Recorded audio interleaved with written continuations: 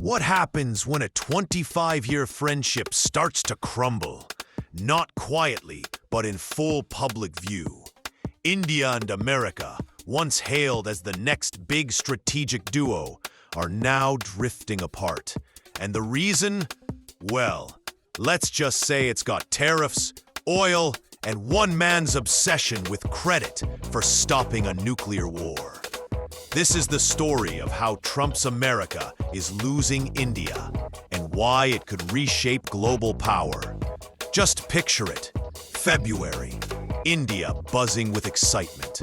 Crowds cheering. Students dreaming of Harvard, MIT, Stanford. Business leaders polishing deals, ready to flood the US market with exports.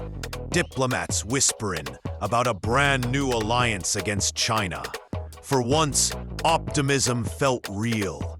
Modi was the first foreign leader welcomed into Trump's Oval Office. Polls even showed most Indians trusted Trump to do the right thing.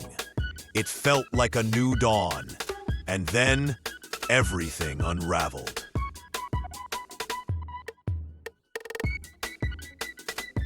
First came the deportations.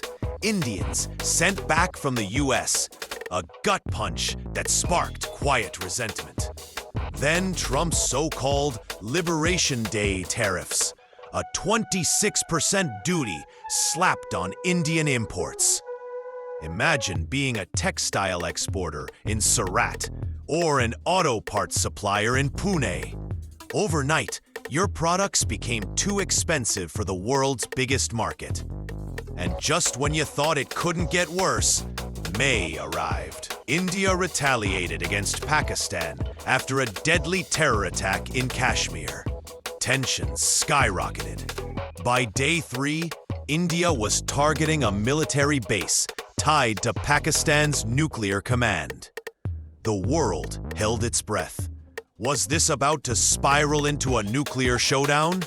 At first, Washington shrugged. Not our business, Vice President J.D. Vance said on Fox News. But as the fire raged, U.S. diplomats scrambled to broker a ceasefire. It worked. But then came the twist. Trump stepped forward, chest out, and declared, "We stopped a nuclear conflict. Millions could have died. I'm very proud of that." Pakistan nodded. India, furious. Modi's government insisted, no, this was settled bilaterally. No U.S. credit here. And that's where the relationship snapped. June, a phone call. Trump pushes Modi. "Give me public credit for ending the war. Oh, and by the way, meet Pakistan's army chief with me in Washington." Really? Modi wasn't going to play along. India has always said Kashmir is bilateral. And standing side by side with Pakistan's general, politically impossible. That call was the last straw, the final one. The last real conversation between Trump and Modi. After that, trade talks froze. Washington's tone hardened, and Trump's patience snapped. By August, Trump unveiled his new weapon, punishment tariffs. Here's the irony. While the US itself buys Russian uranium, while China buys far more Russian oil than India ever did, only India got slammed with a 25% tariff for importing Russian crude. Trump called India a dead economy. Think about that. The world's most populous nation, a rising giant, declared dead. No wonder people called the move irrational. Economically, politically, strategically, it just didn't make sense. But the damage?